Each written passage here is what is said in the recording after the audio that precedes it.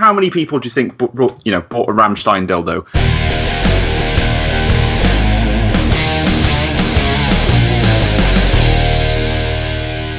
Hello and welcome to episode 5 of RMW's Rock My World podcast. I'm Tony Fennell, coming from you from Massachusetts, and as always, let me introduce you to my two co-hosts. We've got our man in Chicago, Chuck Masak. How are you, mate? I'm a little slow today, but I'm doing good. Slow is good, though, as long as you get there. And over in Leeds in England, we've got Mike Litson. How are you, sir? I'm great as always, Tony. Haven't you just got back from Amsterdam and aren't you stoned as hell? No? I have just got back from Amsterdam, but that was more of a hangover than stoned. But, we can function. We're not that bad. Nice choice, sir. Nice one. All right, let's get at it. This week, I'd like to kick off with a story that we featured on Rock My World about Metallica releasing their first 4 album covers as jigsaws. By the way, Mike, that would be perfect for a rainy day in England, right? Well, I was going to say, I think it's more the OAPs on the podcast, isn't it? More up your street, jigsaw puzzles. Well, good point. I like that. A bit of comeback. Anyway, merch licensing generates a massive, hold on to your hats, gentlemen, $12 billion each year. And let's face it, even the most credible bands struggle to ignore the temptation of a merch stand. It's it's a way to make cash. Nowadays, some of the biggest touring artists earn between 10 to 35% of their revenue through merch. And the biggest names, and this is staggering, bring in 300 to 400K in merch all in the space of a few hours. Guys, as we know, bands will sell anything. Pantera have sold strollers. Metallica have launched sneakers and jigsaw puzzles. And Slayer even made a video about all the cool stuff with their name on it that they've seen over the years. Pretty nuts. Chuck, what do you think, mate? I mean, merch has always been around. It's gotten so wide now. I mean, I'm used to just buying a concert t-shirt and maybe a hat. I don't know about jigsaw puzzles and all the other things they're doing right now, but I guess they ain't selling records, so you got to subsidize that income somehow. Yeah, I mean, I'm with you. I'm a t-shirt kind of guy. Mike, you're of a younger generation. Do you collect any of this crazy stuff, or is it crazy to you? Oh no, it's crazy to me too. Like, I mean, yeah, you go to a gig, you buy a t-shirt, that's normal. And the thing is, like, I know guys that collect some of this like Funko Pop nonsense and stuff like that. Hey, I got those. They're fun. Well, you bit of diversity from the t-shirts, right, Chuck? That's the only thing, though. The thing is, I guess that's probably what most of the other guys are doing, though. They probably all have like one thing that they're into, and they'll get all of that for like every band, or there'll be one band that they're super into, and they're going to have almost like a little shrine in a corner somewhere, you know. Well, people have always collected. I mean, if you go back to the Beatles, even I'm a bit young to actually admit to buying Beatles merch, but the lunchboxes. I mean, back in the day, Chuck, I mean, when the British invasion came, so did a whole heap of garbage that you didn't really need, but it had the Beatles on it, so you were going to buy it. I mean, everything, underwear, T-shirts, lunchboxes, mugs, and at the time, that was pretty revolutionary. You know what, though? It seemed like back in the day, it was more for the big bands and the bands like the Monkees, who had a TV show and the studio was banking off of the extra cash from that. But now it seems like everybody is selling some kind of non-music related merch to, Well, as you've pointed out, especially Chuck, over the last couple of episodes, one of the big things about that is it's subsidizing the lack of money you're making from ticket sales, especially as a smaller band. We're not talking about Metallica. We're not talking about the Rolling Stones. We're talking about Joe Schmo down the street who's playing gigs, and he really wants to play. He doesn't want to get a job. He's got to get the money somewhere. And I guess selling salt and pepper shakers with your face on it, hey, if it sells, it sells. Yeah, and let's be honest, man, it's easier to do these days than it used to be. I mean, you go back to when the Beatles were big, someone had to fly to China and, go and see the factories and set that stuff up. Now you want to get the jigsaw puzzles made with your branding on it. That's a phone call at most. Yeah, you're right. It's done. And it's done cheaply. I mean, people have always collected. I have a friend, Gary, who's a Kiss fanatic. I mean, he has every character ever made, every lunchbox, he's got the pinball machines. He's got everything, the guitars and Does he have a wife? Does he have a wife and kids and a mortgage? No, not at all. He's a single guy. Yeah, it's just, I mean, I guess so looking back at it, I mean, Kiss kind of laid the groundwork for this. Oh, they are mercenary. I mean, check it out. I mean, I actually just looked up this morning 25 of the most bizarre pieces of merch you can buy, and top of the list actually is Kiss Him cologne. Oh my God! Now, what is that, like sweat from when they come off stage? What the stench of 4 musicians after Madison Square Gardens? Yeah, but come on, that's not that strange. I mean, athletes have their own fragrances all the time. I mean, look at David Beckham. He set up an entire brand around that kind of stuff. That I don't find the cologne that weird. Well, there's definitely weirder stuff. Haven't some people had licensed sex toys and things like that? I'm sure there was some talk about. Yeah, I actually tried to release my own range of that. It went nowhere. I've got a big box of them in the house that I'm like, what do I do with this stuff? But I think certain stuff though, like a puzzle for Metallica, those two don't go together to me. Like, yeah, are they do? I mean, I didn't finish reading who's distributing this. Are they doing it, or is it somebody else licensing? No, it's a company through the UK. It's a company that Z Productions. Z Productions, yeah, and they're an English company, and they've done them for other albums. But I think they've done the Priest catalog in the back in the day. But again, they're doing this is purely for the cash. I mean, I don't know how much they're going to make per jigsaw, but do Metallica really need to be releasing jigsaw puzzles? Probably not, but they probably thought, good enough. I mean, I'm looking at these Gua barbecue sauce. Did you say it was called Z Productions, by the way, these jigsaw guys? Yeah, I did. Well, I found something very different when I was looking for that, so just be careful when you're Googling that, guys. Oh, okay, nice. Well, how about these? How about this for a bit of merch? Katy Perry panties. Anybody buying those? I've ordered 6 pairs and I'm waiting. How about OK Go's air fresheners? Oh. Okay, that one is strange.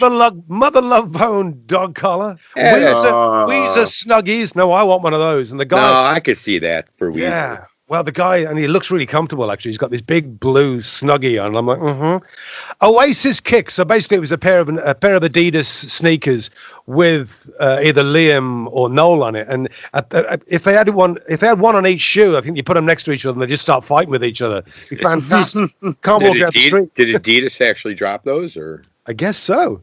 Yeah, I mean, there's 3. Yeah, they're Adidas. They're 3 striped. So. It was either that or they got shut down. I mean, it's the Flaming Lips silver trembling fetus ornament. Okay, so as we now know, there's no limit to what bands or artists will put their name on. Should there be? There has to be now. I mean, it's just the writing is not even on the wall. It's there.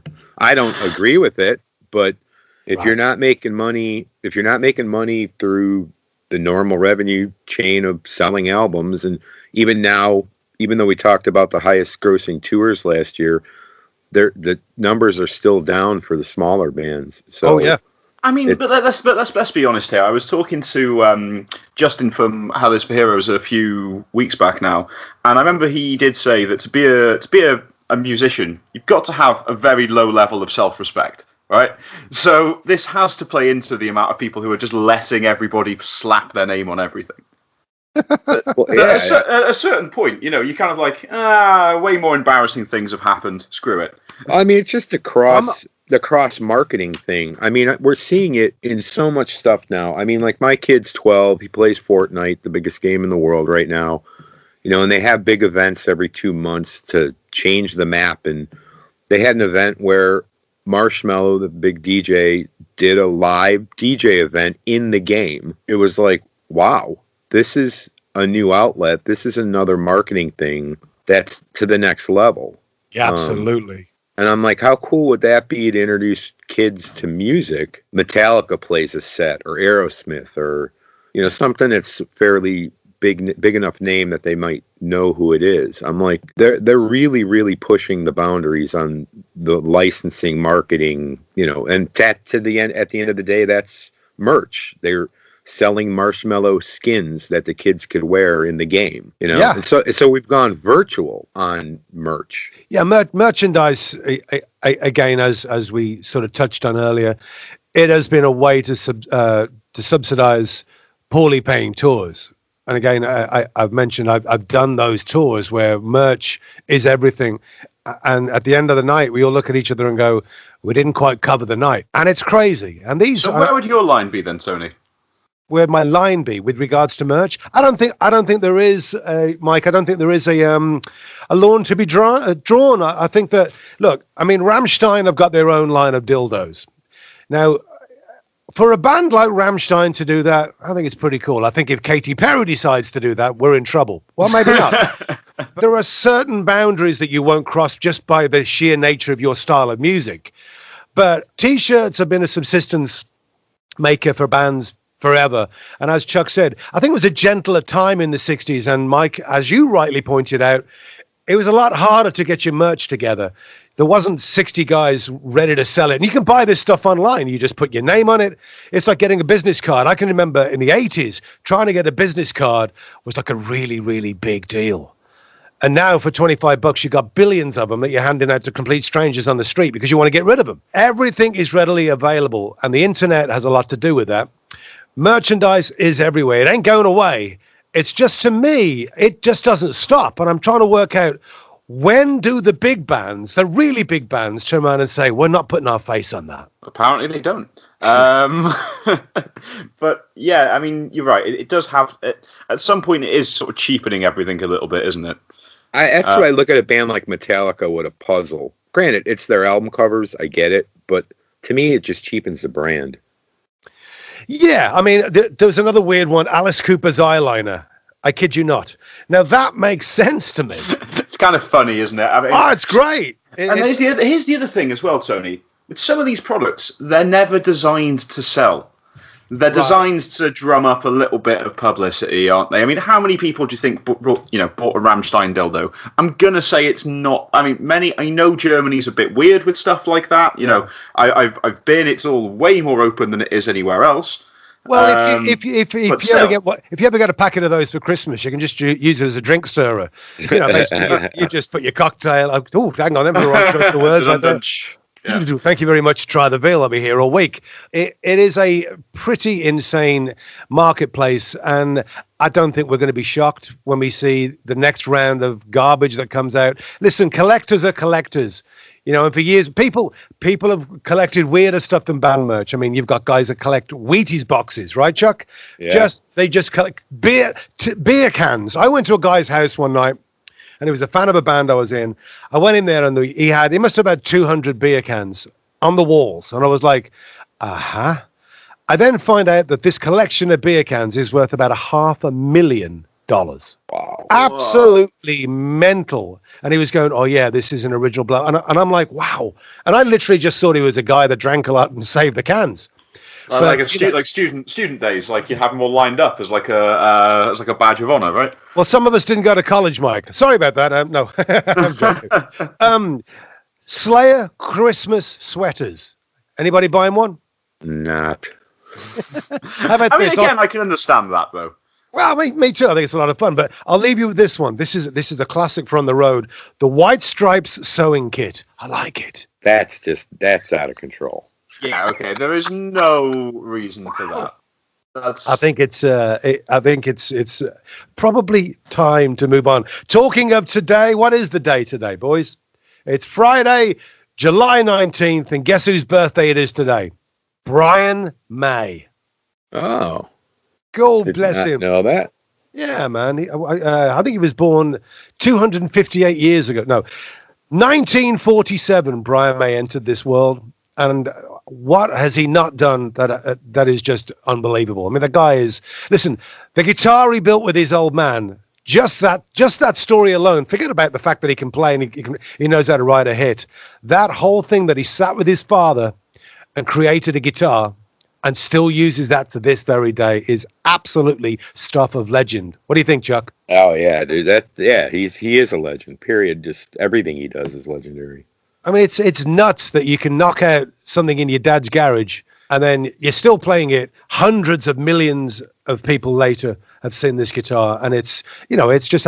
What about you, Mike? What's your point of view on that? I mean, I think it's you and I are guitar guys, as is Chuck.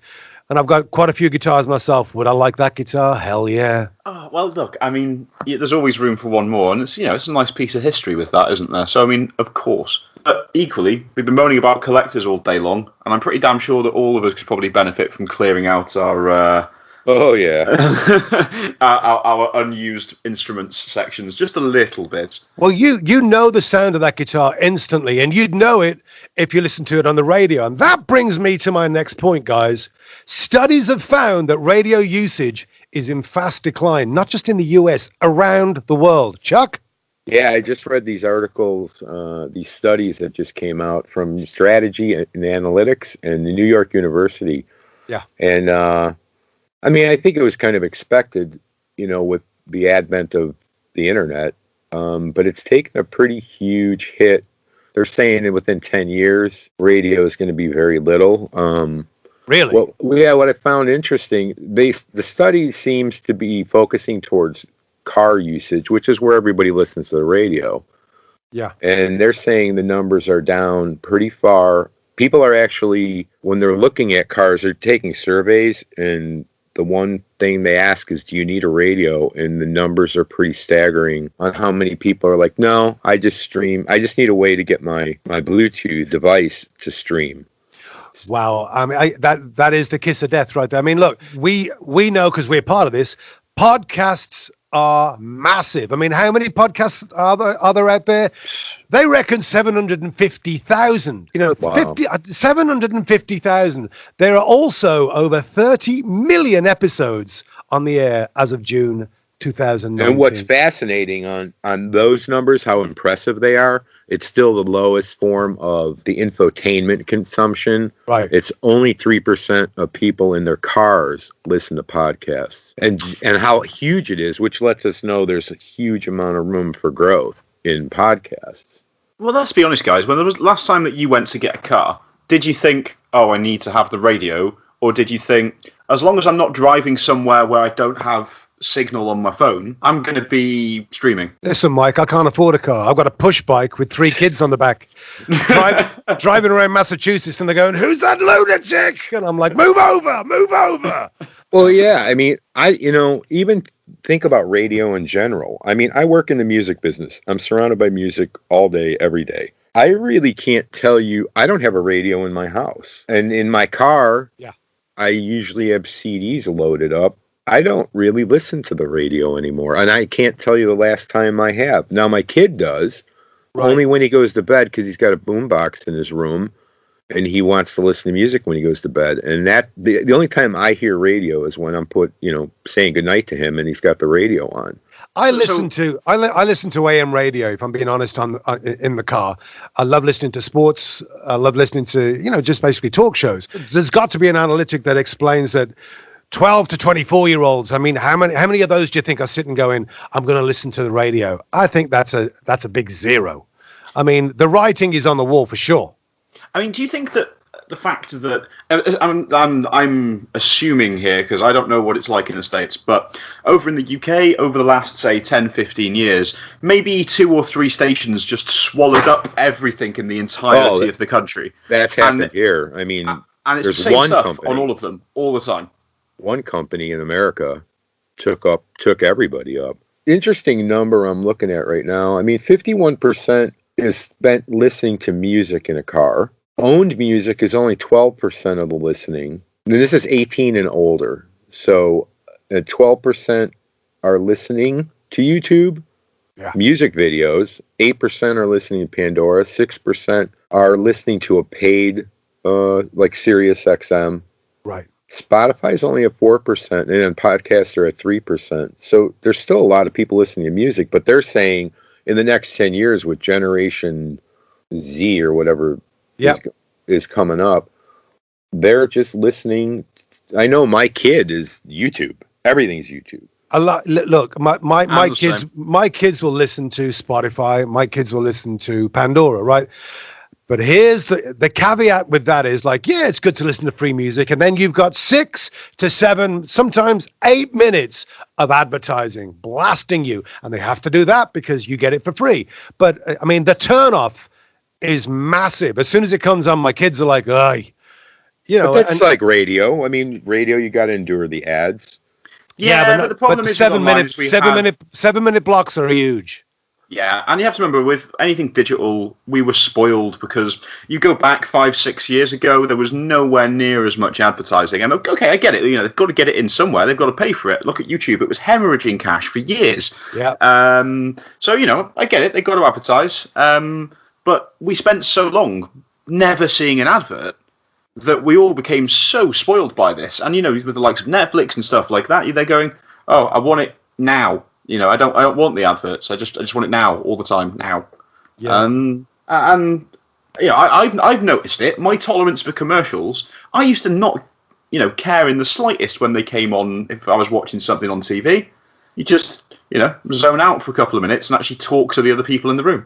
Now a commercial comes on anything, and I'm genuinely angered. I'm angered by it. Same here. You know what? You know what it is, Mike. I think, like, when I don't watch a ton of TV, but when I do, it's the point that I'm paying for cable TV and I have to pay to watch commercials. That's what angers me. Yeah. You know, because I remember I was an early teenager when cable TV came out, and the big selling point in the beginning in the early 80s was, hey, you're paying for this, so there'll be less commercials, if any at all. And now it's just out of control. And a commercial comes, you know, they have them all timed. So every channel, they all come on at the same time. So you immediately go flip to another channel to watch something. There's a commercial there too. And it just angers me. YouTube doesn't bother me so much because you can skip the ad after 5 seconds. Yeah, okay. Here's an interesting one then, because you know that it's going to go that way with things like Amazon Prime and Netflix, right? In fact, Amazon have already started doing it. I don't know if you get it in the UK, and they're normally advertising their own products, but I agree with you. That is way more annoying. Well, Amazon Prime, as soon as you log into a show, there's an advert for one of their shows. It's just the nature of the beast, which is not a big deal. I think. Exactly, and it's the same as YouTube. You can skip it after 3 or 4 seconds, and it's like. And actually, I got to be honest with you, once in a while, I find shows I would never normally have a look at, and I'm like, yeah, well, thank you very much indeed, Amazon. It's a catch-22 situation. We want it all, but we don't want the adverts. Yeah, and unfortunately, it's pure economics. It's back to that. We got to make cash. And I don't subscribe to any of the satellite radio. Is there advertising on those? Oh, yeah. There is? Okay.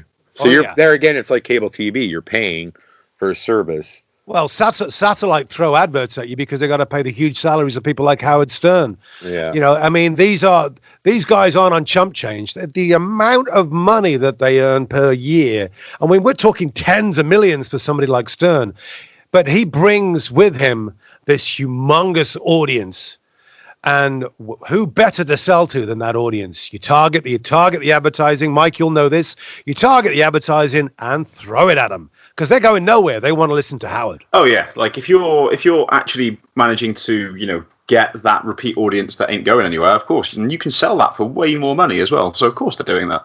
I mean, I think one of the things, looking through the stats on this study they did, I mean, obviously streaming is it.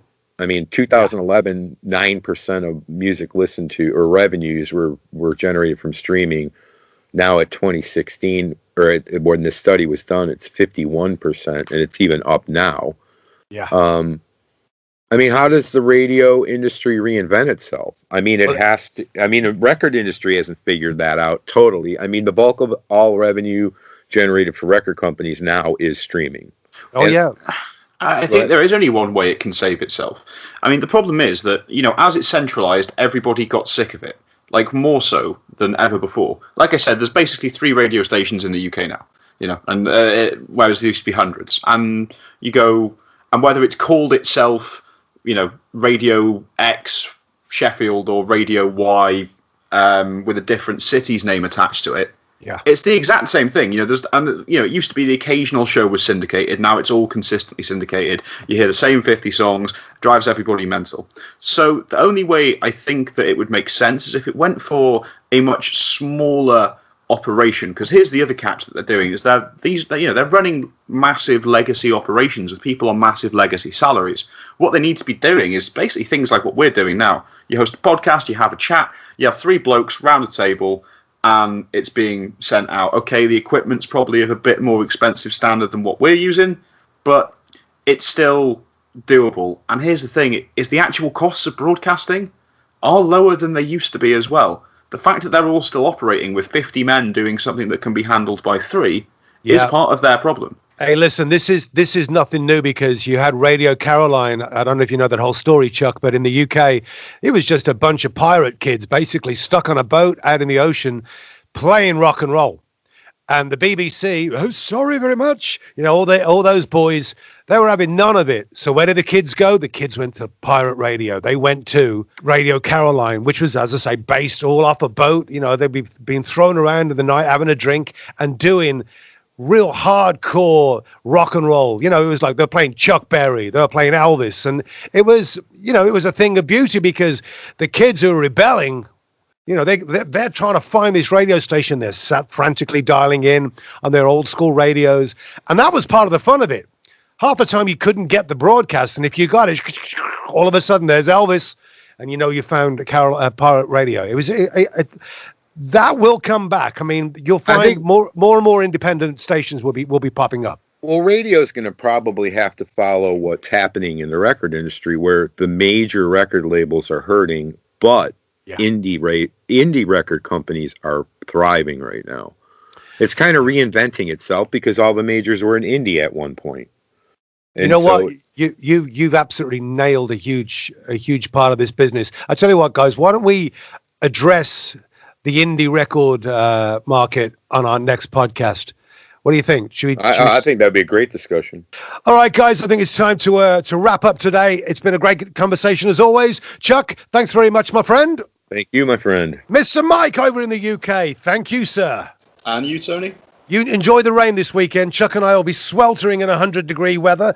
By the way, you can hear us on iHeartRadio, iTunes Podcast, Google Play, Spotify Podcasts, Stitcher, and Intune Radio. Like us, subscribe, and we'll see you next week. Bye-bye.